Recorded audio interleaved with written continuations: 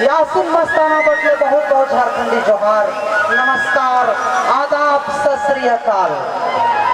और चूंकि आप पब्लिक कर वोट चली भैया, ठेठ सुनब या आधुनिक सुनब? ठेठ।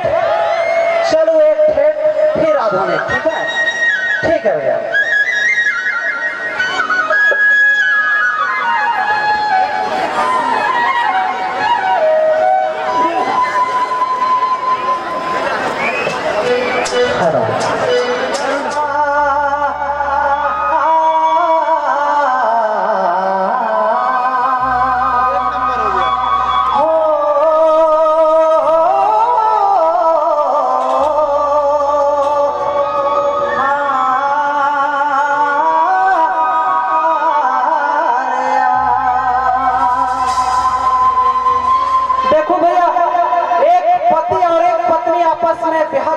प्यार और मोहब्बत से रहत रहे, लेकिन वो पति कुछ दिन कर बाद जब 2-3 साल हो जाएगा तो पति शराब में डूब जाएगा और शराबी बन जाएगा।